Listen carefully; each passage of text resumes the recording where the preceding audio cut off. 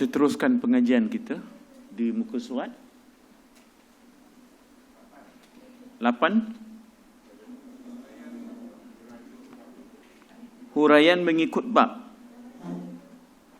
Situ kita berhenti kan? Ya.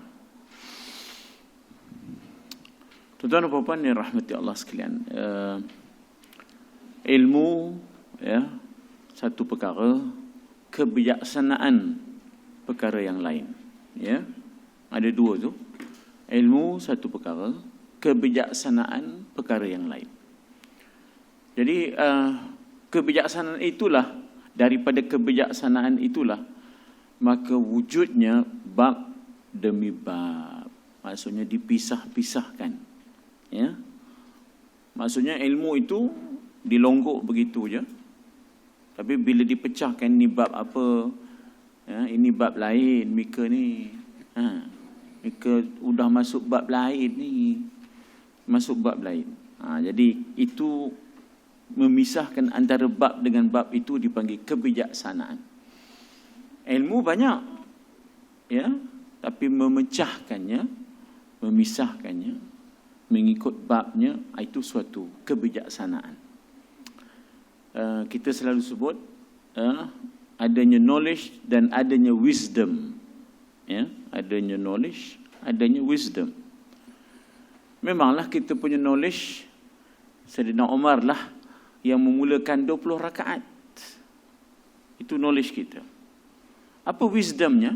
Supaya kita dapat membezakan berapa rakaat. Maka wisdom orang dulu, dia letaknya perenggan. Al-Khalifatul Thani. Dah tahu lebih berapa rakaat. Al-Khalifatul Rabi'. Dekat dah. Apa? Saya tengok belakang. Dah sampai belum murid? Itu kebijaksanaan.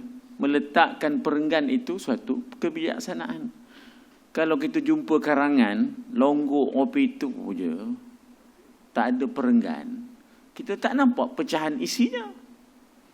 Maka kita pun dalam soal tarawih, nak tahu dah 12 ke, nak tahu dah 16 ke, udah pening apa, makmum pun lupa, imam pun lupa. Ya, atau dah berumur belaka, jalan ngundur. Jadi bila ni tadi sebut Al-Khalifatul Thalis, tahu berapa rakaat dah weh. Berapa rakaat, lega rasanya ya. Jadi di sini ya kita kata bahawa kebijaksanaan. Sebab itu kita kata orang ada ilmu, tapi bukan semua orang yang berilmu itu ada kebijaksanaan, sehingga akhirnya benda yang makruf dikatanya mungkar. Ya, bila dia tidak ada kebijaksanaan, yang makruf dikatanya mungkar. Selawat pun dikatanya mungkar pula dah. Begitulah ya tak? Jadi sajanya nak komen tentang bab-bab tu. Ya tak? Supaya kita nampak apa peranan bab ini sebagai kebijaksanaan, sebagai wisdom ya, untuk kita comprehend bagaimana kita nak menguasai dan memahami satu-satu perkara ya. Bertahun-tahun kebelakangan ini perhatian saya, iaitu pengarang Dr. Ali Mahyuddin Qarahdaghi, tertumpu pada tajuk Al-Mizan, iaitu adanya nas, kemudian nak letak di pertimbangan yang macam mana. Ya, saya nak ukur besi, timbangannya takkanlah ya gram, miligram, tan lebih. Ya tak? Bila besi, tentulah saya punya kayu ukurnya ataupun alat mizannya ialah timbangan tan, bertan-retan, ya, bertan-retan. Kalau letak pada yang miligram-gram tu putihlah springnya pun. Ya. Jadi maknanya tertumpu kepada mizan. Saya nak timbang kapeh, takkan saya guna pakai tan. Jadi begitulah. Maknanya kita kata ada nas dan ada timbangan nas ya, ada mizan dia. Mengambil kira perkembangan semasa ya, mengambil kira kesimpulan, pandangan-pandangan ya, pandangan lain. Ini comparison ya tak? Dalam hidup ini kita tak boleh hidup seorang. mesti ada comparison, ada perbandingan, ya. Jadi daripada situlah maknanya kita kata bahawa berbezanya pendapat itu sebenarnya pengkayaan, ya. Lawan pendapat itu kawan berfikir, ya. Lawan pendapat itu kawan berfikir. Kadang-kadang pasangan kita pun berbeza pendapat, dan kita tak anggap itu sebagai dia itu sebagai membangkang kita, tidak, tapi sebagai pengkayaan. Benarlah kata Mika. Kadang-kadang pasangan kita kan, apa kita berbuka ikan sungai. Orang berbuka ni nak cepat, ya tak? Nak dikejar itu, nak dikejar ni. Mengkala ikan sungai karang, mana rapanya karang. Ya tak, ngapa tulangnya, ya Allah, mata dah lah halui. Mata dah halui. Tulangnya halui, mata pun halui. Jadi takkanlah berbuka nak ikan sungai yang banyak tulang. Cium penuh. Buka ni yang simple, yang mudah. Ya tak? Jadi ini pandangan kedua daripada pasangan kita. Sebenarnya itu adalah kawan berfikir. Lawan pendapat adalah kawan berfikir. Sebab itu dalam Islam sebenarnya disebut an-nasihah. Dalam Islam, pendapat kedua itu adalah an-nasihah. Dalam mizan Islam. Mizan Barat, dia kata pembangkang, opposition. Itu mizan Barat. Tak. Dalam mizan Islam, tak. Dalam pertimbangan Islam, pendapat kedua adalah nasihat. Tak usah lebang, oi. Suaminya nak nukum toka. Umur dah 79, nukum toka. Berhutang pula tu. Abang cium benar bang, oi. Dan ke kita ni, kalau katanya, aku ndok merasa katanya. Kalau tak dan yalah dia membayar. Oh Allah. Orang yalah mati ni ke kereta. Mati ni ke hutang. Jadi pendapat kedua itu disebut nasihat. Ya, meluruskan yang bengkok. Sebab nasihat cakap Arab. Cakap Melayu sebenarnya nasihat ialah meluruskan yang bengkok. Ad-dinu nasihat, kan ada hadis. Agama itu tegaknya di atas nasihat, kan. Kata beliau, kata Dr. Ali Mahyuddin, bab pertama dibahaskan apa definisi pemahaman kita tentang al-mizan, pertimbangan dunia macam mana, akhirat macam mana, ya. Pertimbangan kita kata di antara sirah macam mana, sunnah macam mana, kan ada mizan, pertimbangan. Kefahaman kita tentang pertimbangan. Sebab ada orang dia salah faham. Teman nak kena kahwin dengan janda umur 40. Kenapa? Dah Rasul Rabbi tahu. Itulah sunnah Nabi. Ya Allah, Mika. Udah dia mencari janda umur 40. Minta maaf ya. Ini saya sebut. Ni tak? Kenapa? Itulah sunnah Nabi. Ya Allah, Nabi kahwin dengan janda 40 bukannya sunnah. Itu sirah. Kena faham mizannya. Ya tak? Nabi kahwin dengan umur 40 tu bukannya sunnah, itu sirah. Kalau pakai itu sunnah mangkau. Ya tak? Mangkau mencari, kan tak? Mangkau mencarinya, tak? Mesti janda umur 40. Sudahnya kena buat iklan dia jawabnya. Keluar dalam Facebook. Mencari janda umur 40. Ikut sunnah Nabi katanya. Mengkala pula sunnah. Itu sirah. Jadi harus dibezakan antara sunnah dengan sirah. Itu mizan itu. Kefahaman kita tentang pertimbangan. Ya tak? Dan apa dalil pensyariatan mizan itu? Wa anzalnal kitab wal mizan. Ya tak?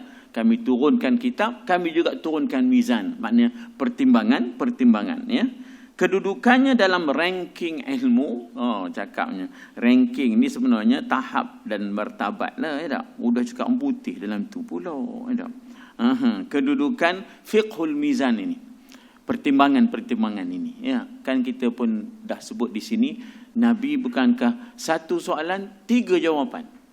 Pasal rankingnya. Ada soalan, ayul a'mali afdal? Apakah amalan yang paling afdal? Nabi jawab, as-salatu fi awali waqtiha. Solat di awal waktu. Sekarang Nabi, ada orang tanya pula, orang lain tanya, ayul a'mali afdal. Soalan sama, apakah amalan yang lebih afdal? Nabi kata, birrul walidain. Berbuat baik pada dua ibu bapa. Lain pula jawapan. Tengok. Siapa yang datang?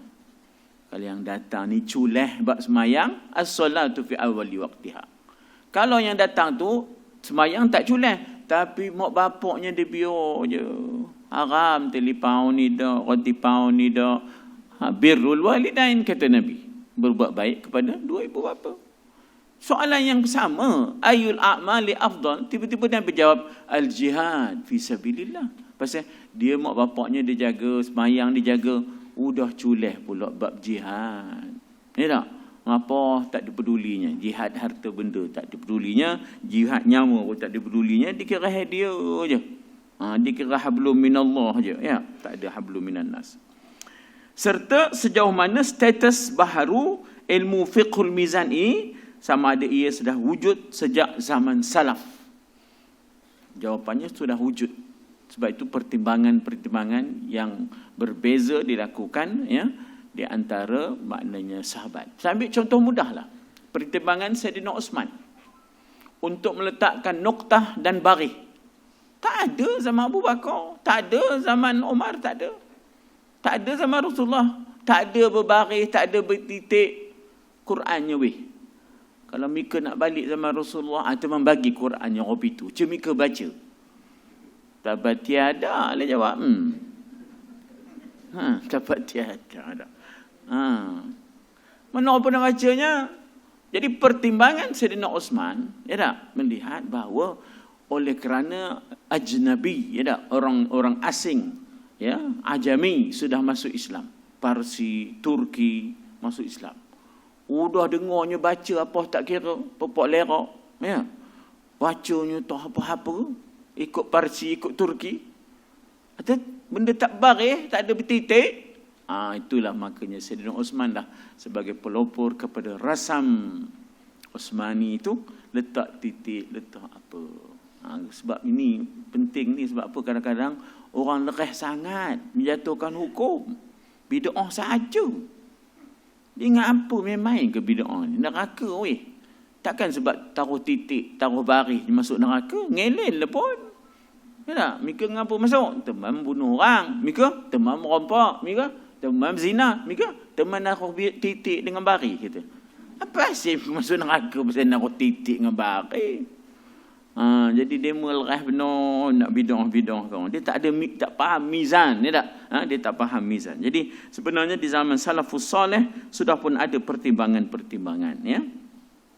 Selain itu turut dikupas tentang kepentingan memahami nas. Sebab kita kata bahawa ada zahir, ada batin, ya tak? Nas ni ada zahirnya, ada batinnya. Apa zahir nas? Misalnya hunna libasul lakum wa antum libasul lahunna. Surah ayat yang biasa kita baca dalam masa Baqarah, dalam surah Baqarah, dia katakan hunna, isteri-isteri itu pakaian bagi suami-suami, dan suami adalah pakaian bagi isteri-isteri. Ada zahir, ada batinnya. Apa batinnya? Pakaian ialah marwah. Yalah, pakaian ialah marwah. Jadi maknanya kita kata saling jaga menjaga maruah antara satu sama lain. Suami teman tu kalau Mika nak tahu, asyik orang bakul lemang je dia nampak anak bulan. Itu maknanya tak menjaga maruah suami. Suami teman tu kalau Mika nak tahu, kalau Mika nak tahu, dia berlabung dengan kawan dia tahu. Asyik orang bakul lemang dia nampak anak bulan. Asyik orang bakul lemang dia nampak anak bulan. Haram berkado-kado. Tak berapa lama dah, cekira. Jadi daripada bercerita Heropi itu pada orang, bermakna bahawa kita tidak memelihara maruah. Kita tidak memelihara maruah. Sebab peranan pakaian ialah hunna libasul lakum wa antum libasul lahunna, itu ialah yang tersiratnya ialah menjaga maruah. Sebab pakaian itu adalah maruah. Maka suami jaga maruah isteri, isteri jaga maruah suami. Itu yang tersirat batin kepada makna ayat itu. Apa zahir? Zahirnya ialah pakaian rapat dengan tuannya. Maknanya suami rapat dengan isteri, isteri rapat dengan suami. Tak boleh letak enggo smart tag je. Apa nama dia mau dikahwin? Apa? Seorang di Seremban, seorang di Pulau Pinang. 8 tahun kopi tu. Touch enggo je. Ya tak? Smart tag je. Mana maunya kopi tu? Kita bila sebut hunna libasul lakum itu, pakaian itu menggambarkan rapat. Kemana pergi pun bersama. Mencodel kata orang kampung. Tak? Mencodel. Tahu? Tak tahu tulis lu mencodel. Ya tak? Tahu tak apa? Ya tak? Ikut je kan. Mana pergi pun. Mak saya duduk di belakang stesen bas. Masih tutup kerja di Pejabat Agama ya. Jadi faham je dah, duduk di tengah-tengah Pekan Ipoh, belakang stesen bas tu dulu ada kuarters kerajaan. Kahwin dengan ayah saya. Ayah saya dapat kerja Sekolah Kebangsaan Temin. Mak masa tu air tak ada, api tak ada. Jalan pun tanah merah je. Kalau mak saya besom pedih, tak nak ngikut lah, tak ada lah pun saya. Dah, kumur duduk tengah pekan belakang stesen bas. Tiba-tiba nak pergi ke Ceruk. Temin tu masa itu haram ada. Sampai abang saya yang tua tu jatuh telaga langsung. Abang yang nombor 2 tu jatuh. Maknanya, atau rumah kampung tinggi, ya tak? Atau buah-buah dia terlanggar, maknanya jeriji tu, pum, lebur ke bawah. Nak panjang umur. Kalaulah kita fikir diri sendiri, suami fikir diri sendiri, isteri fikir diri sendiri, semacam sekarang yang berlaku, mementingkan karier masing-masing, maka apalah makna hunna libasul lakum wa antum libasul lahunna. Suami pakaian isteri, isteri pakaian suami. Rapat. Kemana pergi pun. Sekarang tak maunya. Anak teman tu dah belajar rajin-rajin, dah belajar jauh. Mika jangan buat pasal. Tak usah nyuruh dia berhenti. Dipesannya pada menantu. Jangan nyuruh dia berhenti. Mika bercakap ni atas dasar apa? Kita sebagai mentua hanya boleh bagi pendapat. Keputusan demo lu demo le lentin leren ke gulim perin ke. Pula kita pula dah. Ini masalah yang punca perceraian ni ada. Mu gitu. Jadi hendaklah faham nas. Zahir nas macam mana, batin nasnya macam mana. Itu pun satu benda. Apa yang tersurat, apa yang tersirat di sebalik nas. Yang tersurat ialah rapat. Sebab mereka pakaian bagi suami, pakaian bagi isteri, isteri pakaian bagi isteri. Yang tersiratnya jaga maruah. Ya, pakaian itu memelihara identiti, integriti, maruah diri. Itu pakaian. Ya, mau diceritanya habis. Isteri aku, ya Allah, lantaknya ngempap je. Ngempap ni mana duduk saja, itu mana ngempap. Tak ngombin. Dan dia tengok cerita Korea sekarang udah dia ngempap je katanya. Apa dia cerita pada orang? Bukan boleh nyelesai masalah. Ngempap tu makna tak ngombin lah. Tulis dulu kalau tak faham. Dua-dua tak faham jenuh lah.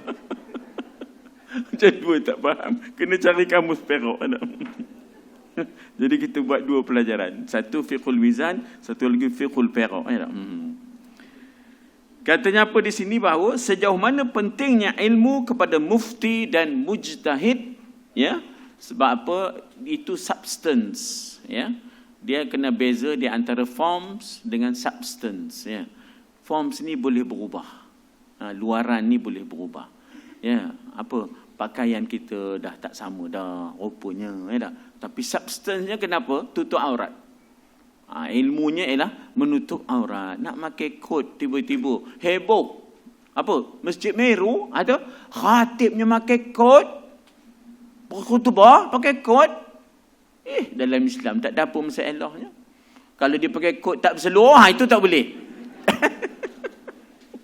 Yang itu wayar putih lah pun. Dah pun wayar bertindih, ya tak? Wayar bertindih short lah, ya tak? Tak kalau pakai kot tak berseluar.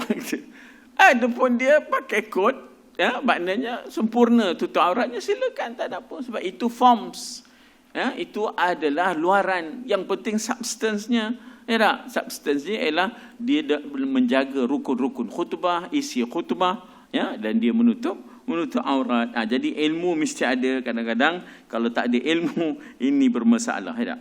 Skop yang lain yang turut diketengahkan dalam bab yang pertama ialah kesan pengetahuan terhadap fiqh al-mizan. Kesan ilmu, kesan hakikat, memahami sesuatu mengikut yang sebenar terhadap mizan. Itu ilmu ialah memahami hakikat sesuatu mengikut yang sebenarnya. Itu maknanya ilmu, memahami sesuatu mengikut yang sebenarnya. Itu dipanggil ilmu yaqin. Itu dipanggil ilmu yaqin. Tak ada zon, tak ada waham, tak ada syak. Jadi ilmu yang yakin itu ialah memahami sesuatu mengikut yang sebenar. Berilmulah dia. Mak dia jangan, orangnya berilmu, tahu dia, mereka bincang lebat apa pun. Contoh. Contohnya, berilmulah dia. Katalah di bidang pastry, katalah ya. Di bidang bakery, di bidang pastry. Dia ada ilmunya, jangan main-main. Bukan teori saja, bukan praktikal. Jadi dia memahami sesuatu mengikut yang sebenarnya, itu yang dikatakan ilmu. Dan apa kesan ilmu itu kepada mizan, pertimbangan-pertimbangan. Sebab kadang-kadang bila tidak cukup ilmunya, tiba-tiba dia cuba nak menimbang, salah timbangannya. Macam sunnah dengan sirah tadilah. Mesti kahwin umur 25. Masuk pula mesti kahwin. Itu sunnah Nabi. Bukan, itu sirah. Bukan sunnah, itu sirah. Maknanya kita kata bahawa perjalanan hidup Nabi, bukan semua sirah Nabi itu sunnah. Isra' Mi'raj, sirah. Mungkinlah Isra' Mi'raj sunnah, jenuh kita. Ada burak oil tu, tapi burak oil tu tak sampai ke mana. Kan, nama aja burak oil tak? Itu pun tutup kadang-kadang kan. Nak sampai ke mana? Lepas ke biduk, lepaslah. Tapi nak sampai Sidratil Muntaha, mana okey. Jadi Isra' Mi'raj itu sirah, bukan sunnah. Jadi pramatang, bila tak cukup matang ilmunya, membawa kesan buruk kepada pertimbangan dia. Mudah di bid'ah kanya, orang selawat pun di bid'ah kanya. Orang selawat ni mengangkat martabat. Man salla alayya marratan sallallahu alaihi ashran. Siapa yang selawat ke atasku sekali, kata Nabi, Allah angkat martabatnya 10. Atau bukan sikit-sikit, bukan sekali. Ya tak? Setiap 2 rakaat ada selawat. Setiap 2 rakaat ada selawat. Dan perlu apa selawat itu? Untuk merealisasikan makna tarawih. Apa makna tarawih? Merehat-rehatkan diri. Dapatlah kita narik nafas sikit. Kenapa? Kalau berterusan 20 rakaat tu, tak ada langsung selang-selangnya dengan selawat, dengan tasbih. Macam mana nak dapat rehat? Tambah pula kita pakai kain gajah duduk. Lagi berat. Kain gajah duduk, capnya tu, patutlah berat benar. Atau gajah duduk. Saya saja je kata mulut nanya, ngapa kain ni cap gajah duduk? Dia kata kalau gajah duduk pun tahan, katanya, tak koyak, katanya. Itu nama gajah duduk, katanya. Pandai benar kamu. Jadi untuk merealisasikan makna tarawih. Makna tarawih ialah merehat-rehatkan diri. Ya, setelah penat berpuasa, maka kalau kita semayang berterusan 20 tu, tanpa ada selawat, tanpa ada tasbih, maka letih. Tidak berlakunya tahqiq at-tarawih, tidak dikenal pasti dan tidak realisasikan makna tarawih, makna merehat-rehatkan diri. Jadi orang itu ada wisdom, orang dulu-dulu itu ada wisdom supaya dapat direalisasikan, ya, dikenal pasti adanya kerehatan, selawat, tasbih. Sallu alaihi wa sallimu taslima. Bertasbihlah kepada Allah, berselawatlah kepada maknanya Nabi, tak ada berhalangannya. Sabbih isma rabbikal a'la. Tinggal lagi tasbih tu, yolo, elok. Ini dah apa-apa. Ma'almikil ma'bus, ma'almikil majus, ma'almikil ayyal ladhina. Dia yang pergi. Betul. Perlahan-perlahan orang muda nak ngikut, tak bahaginya. Dia seorang. Dia bawa bahas tu. Taib. Yang dikata bahawa dikatakan di sini kesan pengetahuan maksudnya ialah memahami sesuatu mengikut yang sebenar itu terhadap al-mizan. Jadi bila diperamatang tidak cukup ilmu kefahaman dia, bila dibawa kepada mizan pertimbangan, itu yang jadi cacat, itu yang menjadi kecoh tu ya. Dan kesan kepincangan fiqhul mizan tanpa ilmu. Keberkaitan antara mizan, fiqhul mizan dengan fiqh aulawiyat. Mana satu yang nak didahulukan? Aula laka fa aula. Apa bezanya fiqh aulawiyat dengan fiqhul mizan? Ya, hampir dekat, ya, hampir-hampirlah juga. Tetapi kita kata bahawa aulawiyat ini, ya, aulawiyat ini bila kita nak menimbang mana yang nak mana yang lebih penting daripada yang penting, ya, mana yang penting daripada yang kurang penting, itu nak letakkan adjustment tu, itu aulawiyat, ya. Tapi yang dikatakan fiqhul mizan ialah nas ini nak masukkan dalam konteks yang macam mana, teks yang ini nak masukkan dalam konteks yang macam mana. Itu yang dikatakan al-mizan, ya tak? Al-mizan. Dan juga fiqhul muwazanat. Muwazanat ni mana banyak? Maksudnya banyak baik ke banyak buruk? Itu muwazanat.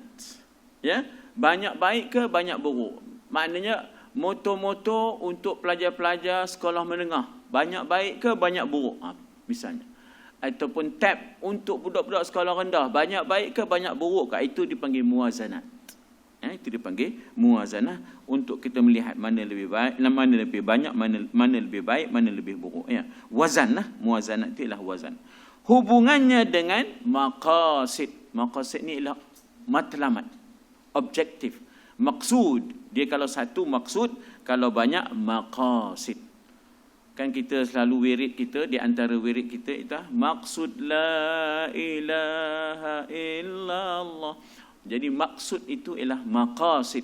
Objektif kami la ilaha illallah. Itu maksud maksud kami, objektif kami adalah la ilaha. A'zim itu agungkanlah la ilaha illallah. Itu ya. Jadi semua benda ni harus kita usaha mengertikan, barulah rasa seronok beribadat. Kalau tidak rasa lesyo je. Tahu, lesyo tu tahu. Yo kita tahu apa makna subhanal malikil ma'bud.